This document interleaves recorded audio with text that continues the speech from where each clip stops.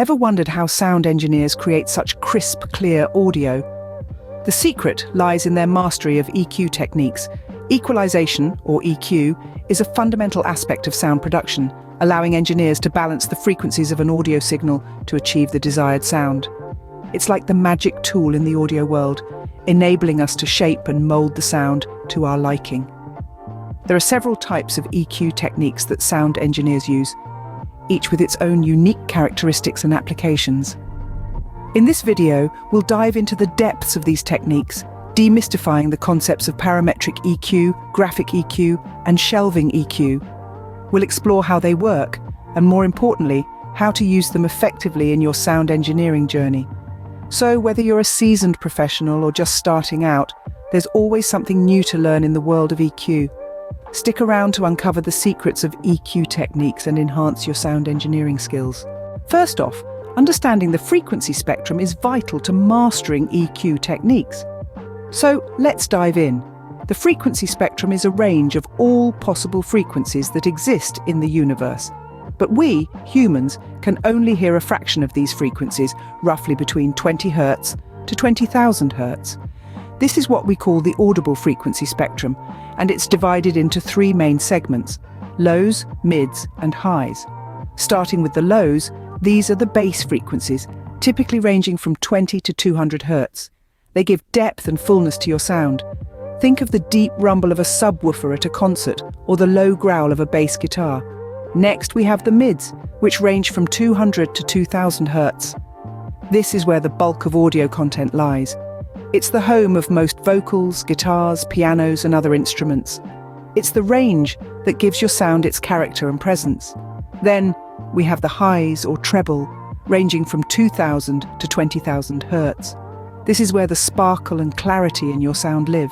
It's the sizzle of a cymbal, the crispness of a snare drum, or the shimmer of a violin's high notes. Different sounds fall into these segments, and understanding where they sit can help you shape your mix. For instance, if your mix lacks clarity, you might want to boost the highs. Or if it sounds thin, try boosting the mids or lows. Remember, every sound is made up of a complex blend of these frequencies. So when you're adjusting the EQ, you're essentially manipulating these frequencies to create a balanced, pleasing sound. To sum it up, the frequency spectrum is like a sonic rainbow. Each band of color, or in our case sound, has its own unique character and role in the overall soundscape.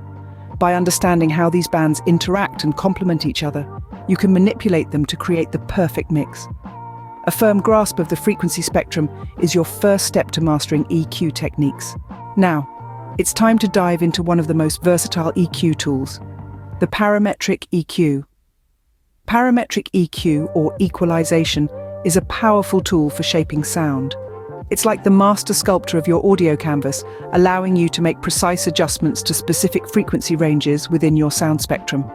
Think of it as a fine-tuning mechanism, enabling you to hone in and tweak your audio with surgical precision.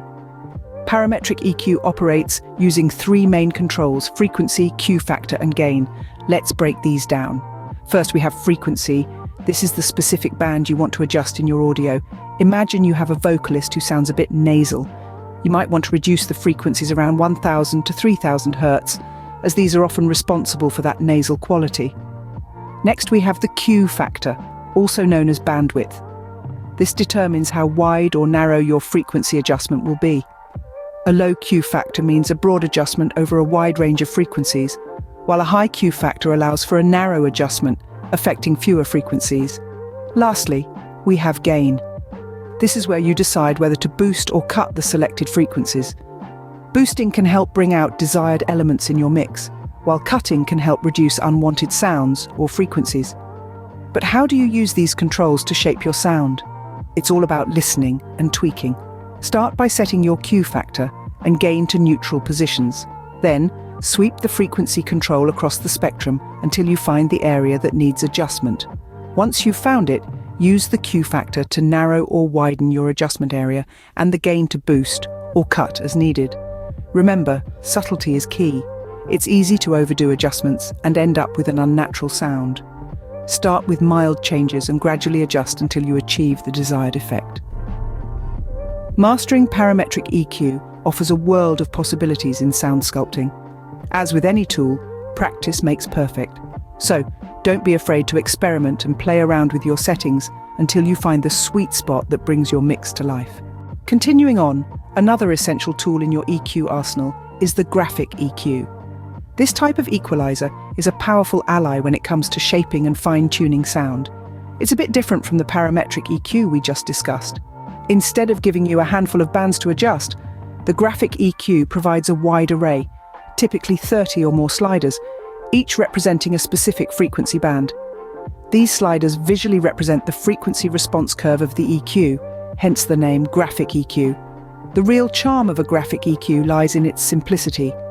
Each slider corresponds to a fixed frequency. Slide it up, you boost that frequency. Slide it down, you cut it. It's a straightforward, intuitive way to sculpt your sound, especially when you need to make quick, broad stroke adjustments. It's like painting with sound, each stroke being a slider adjustment that either boosts or cuts a particular frequency. But don't let its simplicity fool you. Despite being easy to use, the graphic EQ is an incredibly powerful tool. It can help you to quickly identify and correct problem frequencies, create unique soundscapes, or simply fine-tune your mix to perfection. Now you might be thinking, if graphic EQ is so simple and powerful, why would I need a parametric EQ? The answer lies in precision. While the graphic EQ is perfect for broad strokes, the parametric EQ excels at surgical precision. It allows you to zero in on specific frequencies and adjust their level, bandwidth, and Q factor. In essence, the graphic EQ and parametric EQ are two sides of the same coin. They each have their strengths and their ideal applications. The key is to understand when to use each one and how to use them together to achieve the best possible sound.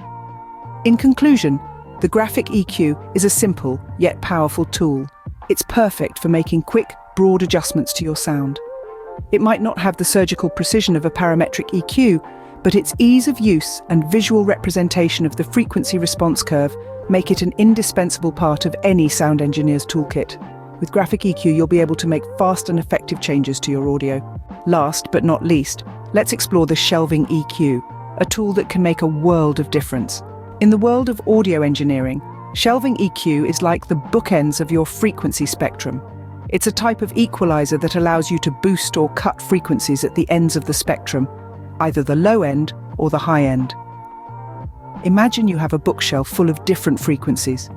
The low frequencies are on the left, the high frequencies are on the right, and everything in the middle is your mid-range frequencies. Now, a shelving EQ is like grabbing all the books on one end of the shelf and lifting them up or pushing them down. You're not just adjusting one book or frequency, you're adjusting all of them from a certain point onward. So when would you use a shelving EQ? Well, it's quite versatile. If you want to add some warmth to your sound, you might use a low shelf to boost the bass frequencies. On the other hand, if you're looking to add some sparkle or brightness, a high shelf boosting the treble frequencies could be your best friend. It's also a handy tool for cutting undesirable frequencies. For instance, if a track feels too boomy, you might use a low shelf to cut some of the bass frequencies. Now, it's important to note that like any tool, a shelving EQ should be used with care. A little goes a long way. Boosting or cutting too much can lead to an unnatural sound. So, always trust your ears and make adjustments in moderation. In summary, a shelving EQ allows you to adjust large portions of the frequency spectrum, either at the low or high end, all at once. It's a powerful tool for shaping your sound, whether you're looking to add warmth, brightness, or remove unwanted frequencies. Shelving EQ is another powerful tool in your EQ toolkit, especially for enhancing the warmth or brightness of your sound. So, ready to conquer the world of sound with your newfound EQ knowledge? We've taken quite a journey through the realm of EQ techniques. Starting with the fundamentals, we explored the frequency spectrum, its highs, lows, and everything in between. Then we dove into the specifics of the parametric EQ. Remember how it's all about those adjustable parameters? You can tweak the frequency, bandwidth, and amplitude to pinpoint and modify specific parts of your audio. Next, we tackled the graphic EQ. It's like painting with sound, right? Every slider is a brush stroke, shaping your audio canvas with precision. And let's not forget about the shelving EQ. It's your tool for making broad adjustments to the low and high frequencies, giving your sound that balanced and polished feel. These techniques are your toolkit to shape and enhance your audio, creating unique and compelling soundscapes. But remember, mastering EQ techniques takes practice, so dive in, experiment, and create your own unique soundscapes.